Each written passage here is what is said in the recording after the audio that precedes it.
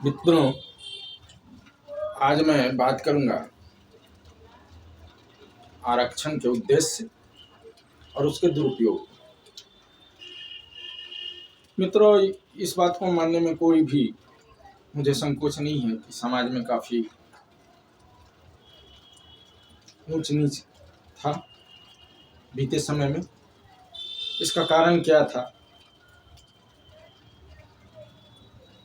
इसकी विवेचना अलग से की जा सकती है। कहीं ऊंच नीच था, छुआछूत भी था, और इसलिए आरक्षण अगर दिया गया दलित वर्ग को, SC ST को, तो इसमें कुछ भी गलत नहीं था। लेकिन बाद के समय में देखा गया, आज़ादी के बाद, कि नेता अपनी कुर्सी बचाने के लिए, अपने वोट बैंक बढ़ाने के लिए इसका जमकर दुरुपयोग करने लगे।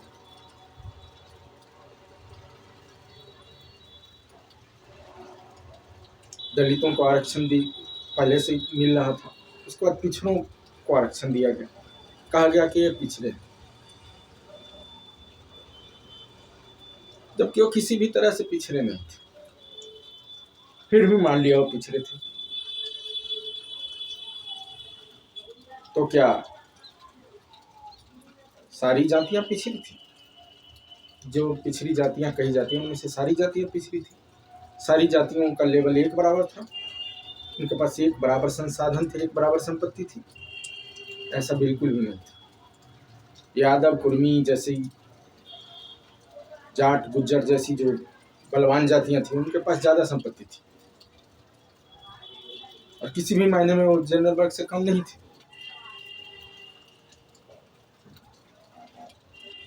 इसलिए सबसे ज्यादा आरक्षण का फायदा भी उन्होंने ही उठाया, जमकर उठाया। बाकी जातियां मुंह ताकती रही, आज भी उठा रही हैं। तो क्या ऐसा में उचित नहीं है कि जो जातियां सबल हो गई उन्हें आरक्षण के दायरे से बाहर कर दिया जाए और उन्हें सामान्य जाति घोषित कर दिया जाए? लेकिन हो रहा है इसका उल्टा। मोदी की सरकार ने संसद में घोषणा की कि 365 जातियों को उन्होंने पिछड़े वर्ग में डाला है, जो पहले से पिछड़े वर्ग में नहीं आती थी। कहाँ तो जरूरत है पिछड़ी जाति में से जो सबल हो गई हैं उन्हें हटाने की। बिहार में जैसे यादव ले लीजिए या कुर्मी ले लीजिए, ये जातियां तो इतनी सबल हो गई है कि जनरल भी इनसे पीछे हो गए, लेकिन फिर भी इनको लाभ मिल रहा है।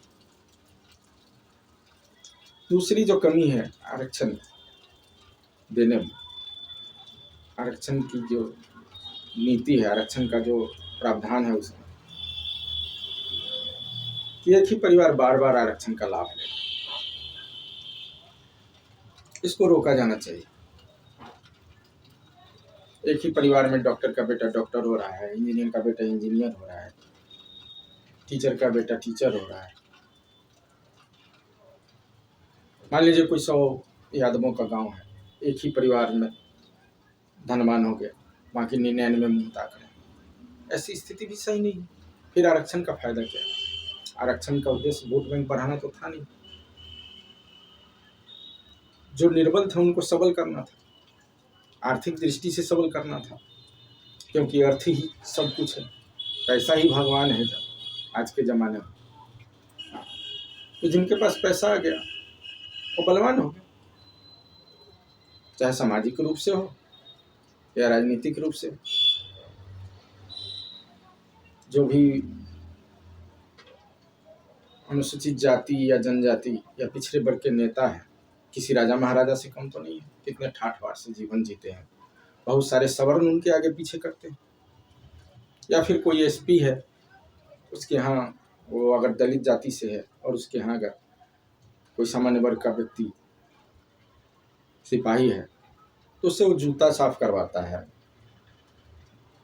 सब्जियां मंगवाता है, पैर दबाता है, सारे काम करवाता है, और मना भी नहीं कर सकता।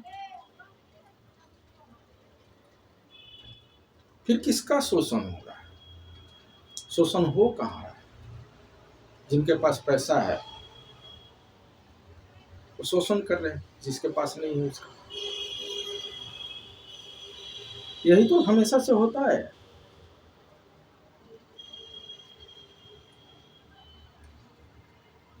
मैं दूसरी बात कहना चाहता हूं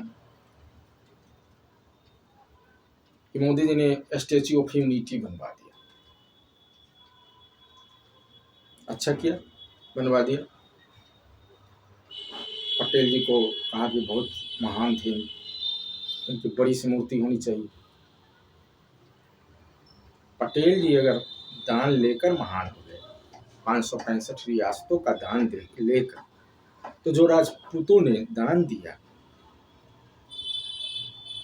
500 से ज्यादा रियासतें तो राजपूतों की थी उनमें से, तो जिन राजपूतों ने दान दिया, देश को एक होने में मदद की, वो शोषक कैसे हो गए?